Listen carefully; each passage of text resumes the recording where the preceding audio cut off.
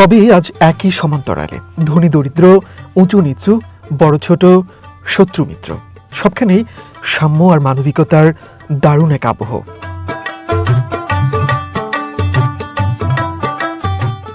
ঈদ উল ফিতর শুধু একদিনের আনুষ্ঠানিকতা নয়, দীর্ঘ এক মাসের সিয়াম সাধনা, ধৈর্য আর সংযমের পরীক্ষায় উত্তীর্ণ হওয়া। শেষটায় ঈদগাহে মিলিত হয়ে এই বার্তাটুকু ছড়িয়ে দেয়া যে মানুষে মানুষে কোনো ভেদাভেদ নেই।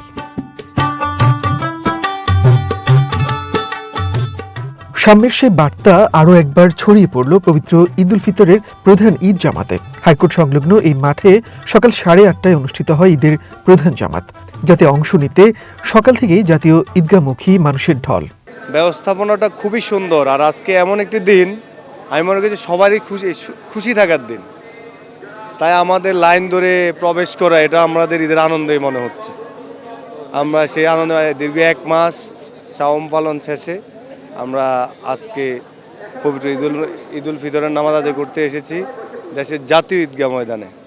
আর এই প্রথম আমি ঈদগাহে আসছি, মানে জাতীয় ঈদগাহে আমার ছেলেকে নিয়ে।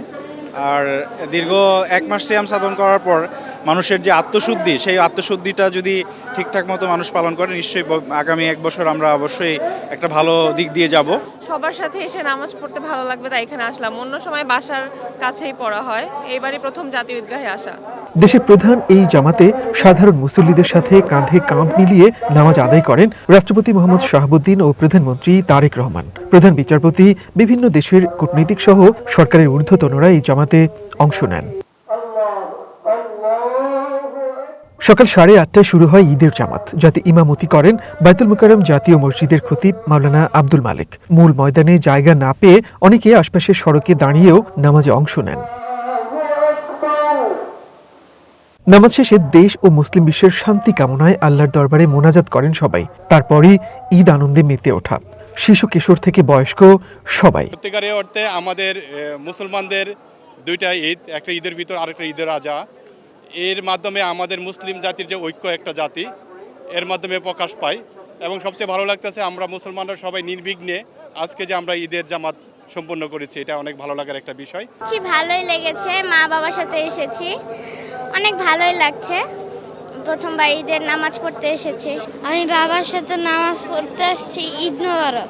জায়নিস্ট ইসরায়েল বিশ্ব মানবতার শত্রু এবং আমেরিকা এই যৌথভাবে সারা পৃথিবীকে অস্থির করেছে, যাতে অস্থিরতার অবসান হয়, যুদ্ধ বন্ধ হয়, শান্তিপ্রিয় বিশ্ব যাতে ঐক্যবদ্ধ হয়, তার জন্য দোয়া করেছি। করলাম সারা বিশ্ববাসীর পরে মুসলিম উম্মাহের শান্তির জন্যে। আজকে যে যুদ্ধ চলছে ইরান ইসরায়েল, এটা আসলে কাম্য নয়।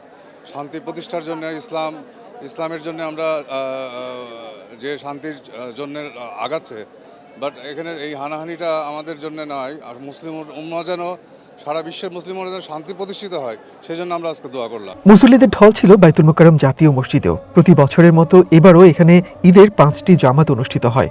সকাল 7টায় ছিল প্রথম জামাত, তারপর প্রতি ঘন্টায় একটি করে জামাত অনুষ্ঠিত হয়। সবশেষ জামাত ছিল বেলা 11:15টায়। প্রতিটি জামাত শেষেই মোনাজাতে অংশ নেন মুসল্লিরা। ফিলিস্তিন ও ইরান পরিস্থিতি স্বাভাবিক হয়ে বিশ্বজুড়ে শান্তি প্রতিষ্ঠার প্রত্যাশা করেন সবাই। মুসলিম উম্মাহর যে সংকট চলছে, এই সংকট থেকে উত্তরণ করে আল্লাহ রাব্বুল আলামিন যেন একটা সুন্দর একটা যেন পৃথিবী যেন উপহার দেয়।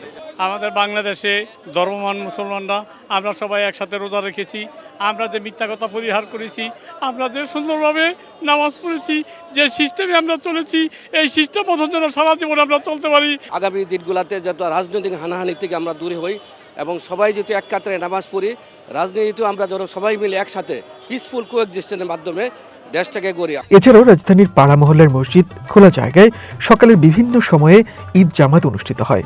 নামাজ শেষে মিষ্টি মুখ করা, দল বেঁধে পাড়া বেড়ানো সহ ঈদের আনন্দে মেতে ওঠেন নগরবাসী। মনির মিল্লাত, ওয়ান নিউজ, ঢাকা।